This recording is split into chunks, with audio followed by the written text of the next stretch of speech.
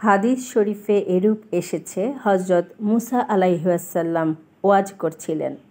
শ্রোতাগণের মধ্যেকার এক ব্যক্তি হজরত মুসা আলাইহিসসালামকে জিজ্ঞাসা করে যে, আপনার অপেক্ষা কেউ বড় বিদ্বান আছে কি? উত্তরে হজরত মুসা আলাইহিসসালাম বললেন, আমি অবগত নই।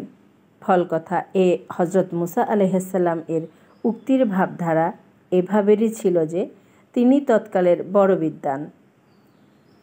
হজরত মুসা আলাইহিসসালাম নিশ্চয়ই মর্যাদা ও বিদ্যার দিক দিয়ে বিশেষ বৈশিষ্ট্যের অধিকারী ছিলেন, কিন্তু বান্দার বন্দেগীর অলঙ্কার তো এটাই যে বান্দা কোনো অবস্থাতেই নম্রতা ও গরিমা শূন্যতা হতে দূরে না থাকে।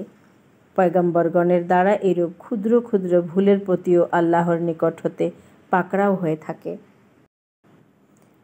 কারণ পয়গম্বরগণ আল্লাহর মনোনীত বান্দা, তাদের উচিত তাদের নৈতিক অলঙ্কারও যেন তদ্রূপ পরিপাটি হয়। হজরত মুসা আলাইহিসসালাম এর দ্বারা সামান্য কিছু ভুল হয়ে যাওয়াতে আল্লাহ তাকে ভুলের জন্য এভাবে সাবধান করেন যে তাকে খিজির আলাইহিসসালামের নিকট গমন করতে নির্দেশ করেন। আল্লাহ ওহির দ্বারা হজরত মুসা আলাইহিসসালামকে সন্ধান জানিয়ে দিয়েছিলেন যে খিজিরের সাথে যে স্থানে সাক্ষাৎ হবে সেই স্থানে উভয় সমুদ্র মিলিত হয়েছে। এই উভয় সমুদ্র সম্ভবত সমুদ্রের দুটি শাখা হবে, যার মিলিত হওয়ার স্থান হতে হজরত মুসা আলাইহিসসালাম বনি ইসরায়েলকে নিয়ে সমুদ্র পার হয়েছিলেন।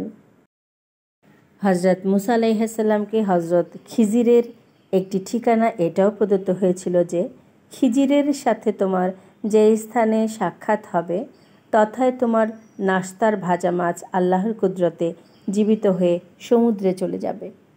এখানে একটি বিষয় উল্লেখ্য যে খিজিরের আবহায়াত পান, সাগরের অধিপতি হওয়া, তার নামে শিরনি ও বাতি দেয়া প্রভৃতি কোরআন হাদিস অনুযায়ী ভিত্তিহীন। তার নামে দোহাই দেয়া, তার পূজা করা সম্পূর্ণ নিষিদ্ধ। সূত্র কুরআনুল কারীম।